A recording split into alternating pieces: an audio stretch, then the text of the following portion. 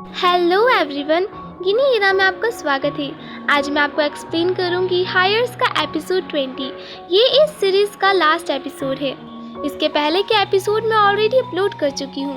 अगर आपने नहीं देखे हैं तो आई सजेस्ट आप पहले उन्हें देख लें ताकि आपको आगे की स्टोरी समझ में आए। एपिसोड के स्टार्टिंग में हम टैन को देखते हैं जो कि अपने लॉयर के साथ था। वो उनसे कहता है कि वो अपना लीगल गार्जियन जिसुक की जगह वॉन को बनाना चाहता है, जिस पर उसकी ज़्यादा रिक्वेस्ट करने पर उसकी लॉयर मान जाती है। वॉन और टैन एक मीटिंग करते हैं उन सभी लोगों के साथ जो मिस्टर किम के साथ काम करते थे, पर उस मीटिंग में मिस्टर यून के अलावा 2 ही लोग आते हैं। वहीं जिसुक के साथ उनके सारे बिजनेस पार्टनर्स थे। यहाँ टैन को समझ आता है कि जिन लोगों के साथ उसके डैड ने इतने सालों तक काम किया उन सभी ने उनको एंड मौके पर धोखा दे दिया। चैन यून को बताता है कि टैन बिजनेस ट्रिप के लिए कोरिया से बाहर गया है। ये सुनकर यून को बिल्कुल अच्छा नहीं लगता क्योंकि टैन उससे बिना बताए कोरिया से बाहर चला गया था। पर जाने से पहले वो यून के लिए एक लेटर लिखकर गया था जिसमें उसके जाने की पूरी वजह थी। इस बिजनेस ट्रिप में उसकी कई मीटिंग सक्सेसफुल होती है और कई अनसक्सेसफुल।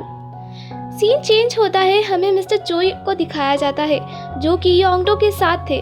वो उससे कहते हैं कि वो कुछ दिन के लिए अरेस्ट होंगे, पर योंगडो को चिंता करने की ज़रूरत नहीं है। उनकी अब्सेंस में उनके वाइस प्रेसिडेंट कंपनी को संभालेंगे। उसे सिर्फ अपनी स्टडीज़ पे ध्यान देना है। योंगडो समझ रहा था कि मिस्टर चोई सिर्फ उसे तसल्ली देने की कोशिश कर रहे हैं, पर वो अपने डैड से इतनी ज़्यादा अच्छी बॉन्डिंग नहीं रखता था, इसलिए वो अपने डैड से अपनी फीलिंग्स बयान नहीं करता। अगले दिन अरेस्ट होने से पहले मिस्टर चोई योंगडो के लिए एक मैसेज भिजवाते हैं कि जीत ज़रूरी है पर नियमों का पालन करना भी उतना ही ज़रूरी है। योंगडो को समझ आता है कि भले ही उसके डैड ने कितनी भी गलतियां करी हो, पर वो योंगडो से बहुत ज़्यादा प्यार करते थे। उसे अपनी गलतियों का एहसास भी होता है। वो समझ गया था कि उसे अपनी गलतियां सुधारने का यही मौका है, इसलिए वो जूनियोंग के स्कूल जाता है। जूनियोंग वही लड़का है जिसे योंगडो ने सीरीज के स्टार्टिंग में बुली किया था। वो जूनियोंग से दिल से माफ़ी मांगता है, पर जूनियोंग उससे कहता है कि उसकी सज़ा यही है कि वो ज़िंदगी भर इसी गिल्ट में रहे कि उसने उसको कितना ज़्यादा परेशान किया, इसलिए वो उसे माफ़ नहीं करेगा।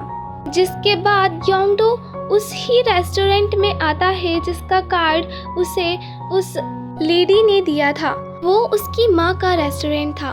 वो अपनी माँ को देखता है, पर उसकी माँ उसको देख पाती इससे पहले वो वहाँ छिप जाता है। शायद उसमें अपनी माँ को फेस करने की हिम्मत नहीं थी। टैन अब बिजनेस ट्रिप से वापस आ गया था। टैन और वॉन अपने डैड के घर में शिफ्ट हो जाते हैं। वॉन टैन को मिस्टर चोई के बारे में बताता है और उससे कहता है कि उसे योंगडो से मिलना चाहिए। टैन वॉन से कहता है कि मिस्टर चोई अरेस्ट हो गए हैं, इस बात पर वो उनसे पार्टनरशिप ना तोड़े, जिस पर वॉन कहता है कि जब तक वो सीईओ है तब तक वो नहीं तोड़ेगा, लेकिन अगर जिसुक के हाथ में ये राइट्स चले गई तो उसका कोई बस नहीं चलेगा। टैन वॉन से मिलने के लिए आता है। योंगडो टैन से माफ़ी मांगता है उसकी की गई हर गलती के लिए। टैन उससे कुछ नहीं कहता, पर मन ही मन में वो उसे माफ़ कर चुका था। योंगडो रोजाना की तरह बर्तन धो रहा था जिसमें उसके हाथ पर चोट लग जाती है, पर वो इसका इलाज नहीं करता। वो उसी बाइक शॉप पर जाता है जहां उसने पहली बार यून को देखा था। आज वो वहां बाइक खरीदने नहीं गया था बल्कि हेलमेट खरीदने गया था। इसका मतलब था कि अब योंगडो जिंदगी की अहमियत जान चुका था। वो वहाँ एक डिलीवरी गर्ल को देखता है जिसे देखकर उसे यून की याद आती है। वो अपने पॉकेट से वो बैंडेज निकालता है जो उसे यून ने दी थी और उसे अपनी चोट पर लगा लेता है। इसका मतलब था कि अब योंगडो यून पर गिव अप करने के लिए तैयार है। मिस्टर यून ईस्टर से रिक्वेस्ट करने जाते हैं कि वो मिस्टर किम के लिए वोट दे। ईस्टर जानती थी कि मिस्टर किम के लिए वोट देकर उसे कोई फायदा नहीं होगा, लेकिन मिस्टर यून के लिए वो मान जाती है। वॉन भी उस लड़की से मिलने आता है जिसका रिश्ता उसके लिए पसंद किया गया था। वो उससे उसकी मदद मांगता है, जिस पर वो कहती है कि वो उसकी मदद ज़रूर करेगी अगर वॉन उससे शादी करने के लिए तैयार है। जिसके लिए वॉन मान जाता है। मीटिंग स्टार्ट होती है, सभी वोट देना स्टार्ट कर देते हैं। अंत में वोटिंग काउंटिंग का टाइम आता है और जीत मिस्टर किम की होती है, जिसका मतलब अब जिसुक हार चुकी थी। टैन उसे थैंक यू कहता है उसे, क्योंकि उसकी वजह से उसे पता लगा कि मुसीबत के वक्त कौन से लोग उसका साथ देते हैं और कौन उसे इसी तरह छोड़कर चले जाते हैं। पर जिसुक उससे कहती है कि वो जल्द ही अपना दूसरा वार करेगी और इस बार वो उससे बच नहीं पाएंगे। पर तभी मिस्टर यून वहाँ आते हैं और बताते हैं कि मिस्टर किम कोमा से बाहर आ चुके हैं। ये सुनकर जिसुक को बहुत बड़ा झटका लगता है। वो समझ चुकी थी कि अब तो उसकी शामत आ गई है। योंग डो अपनी माँ से मिलने के लिए जाता है। उसकी माँ उसे देखते से ही पहचान लेती है। वो उससे पूछती है कि वो कैसा है, जिस पर वो कहता है वो बिल्कुल ठीक नहीं है। उसकी माँ उसके आंसू पोंछती है और उसे गले से लगा लेती है और योंग डो भी ऐसा ही करता है। इसका मतलब था कि अब इन दोनों के बीच में भी सब ठीक हो चुका है। ईस्टर रेचल को उसके बिजनेस में उसकी हेल्प करने के लिए कहती है। हमें यहाँ पता चलता है कि रेचल कुछ दिन से स्लीपिंग पिल्स ले रही थी क्योंकि उसे रात में नींद नहीं आती थी। ईस्टर उसे एक डॉक्टर के पास जाने के लिए सजेस्ट करती है। जब वो उस डॉक्टर से मिलने जाती है तब उसकी मुलाकात वहाँ हियोशिन से होती है। उन दोनों में थोड़ी बातें होती है। यहाँ हियोशिन रेचल को बताता है कि वो आर्मी ज्वाइन करने वाला है और इसी वजह से वो कुछ समय के लिए यहाँ नहीं रहेगा। उसके यहाँ ना होने वाली बात सुन के रेचल निराश हो जाती है। यहाँ हमें पता चलता है कि रेचल के दिल में भी अब हियोशिन के लिए कुछ फीलिंग्स आ चुकी है। हियोशिन जब जाने वाला था तब टैन उसे गुड बाय करने आता है। टैन को वहाँ देखकर हियोशिन को खुशी होती है, पर उसे इस बात का दुख था कि उसके पेरेंट्स यहाँ नहीं हैं। उसे इस बात का दुख होता है कि उसके पेरेंट्स उस चीज में उसका सपोर्ट नहीं करते जिस चीज में वो जाना चाहता है। मिस्टर किम जिसुक से उसके ये सब करने की वजह पूछते हैं, जिस पर जिसुक की बातों से ये साफ पता चल रहा था कि उसे अपने गलती पर कोई पछतावा नहीं है और अगर उसे अगली बार ऐसा मौका मिला तो वो उसे नहीं गवाएगी।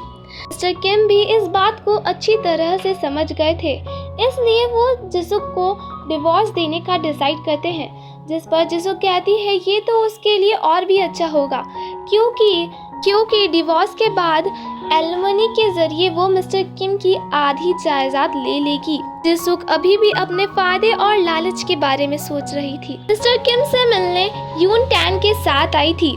मिस्टर किम को ये जानकर काफी खुशी होती है कि टैन और यून अब साथ हैं, पर वो इस बात को जाहिर नहीं होने देते क्योंकि वो अपने बच्चों के सामने अपनी गलती से शर्मिंदा नहीं होना चाहते थे। और टैन ये देखकर काफी खुश था क्योंकि उसे इस बात का गिल्ट था कि वो अपने डैड के खिलाफ जाके ये सब कर रहा है। टैन और मिस्टर यून बाहर घूमने आते हैं, जहां उन्हें टैन और वॉन भी ज्वाइन करते हैं। ये चारों ही काफी अच्छा टाइम स्पेंड कर रहे थे। बातों बातों में वॉन को पता चलता है कि टैन की इस बार 50th रैंक लगी है। ये बात सुन के वॉन तो काफी खुश हो जाता है, पर मिस्टर यून कहते हैं क्या 50th रैंक इतनी अच्छी है, जिस पर वॉन उनसे उनके बेटे की रैंक पूछता है और मिस्टर यून गर्व से कहते हैं उनका बेटा तो हमेशा फर्स्ट आता है। और वॉन को ये बात सुन के मिस्टर यून से जलन हो रही थी। वॉन की शादी की बात सुनकर यून जो काफी ज्यादा दुखी थी, उसका दिल पूरी तरह से टूट चुका था। उसके बावजूद वो वॉन से मिलने का डिसाइड करती है, वो भी एक मुस्कुराहट के साथ। वॉन के अंदर इतनी हिम्मत भी नहीं थी कि वो यून की तरफ देख सके, क्योंकि वो जानता था उसने यूनजू के साथ कितना ज्यादा गलत किया है। वो उससे सॉरी कहता है, जिस पर यूनजू कहती है उसे सॉरी कहने की जरूरत नहीं, क्योंकि वो शुरुआत से ही जानती थी कि उनके रिश्ते की एंडिंग किस तरह होगी। अब वो इन दोनों के रिश्ते को खत्म करना चाहती है। वो ये विश करेगी कि वॉन हमेशा खुश रहे और वो एक मुस्कुराहट के साथ वॉन को गुड बाय कहती है, पर अंदर ही अंदर वो कितनी ज्यादा टूट चुकी थी ये वॉन भी जानता था। वॉन घर वापस आता है, जहाँ टैन उससे उसकी शादी के बारे में पूछता है। वॉन उसे बताता है कि वो अपने डैड की कंपनी को अकेले नहीं बचा सकते थे, ये उसकी मदद करने की भरपाई है जिसे वॉन को पूरा करना ही था।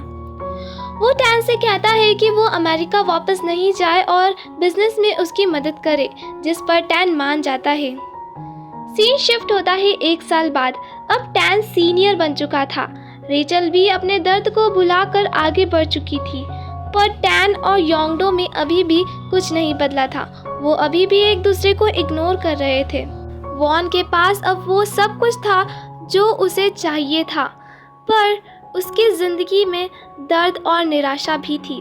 उसे इस बात का अभी भी गिल्ट था कि उसने युनजू को किस तरह सपने दिखा के उन सभी सपनों को तोड़ दिया।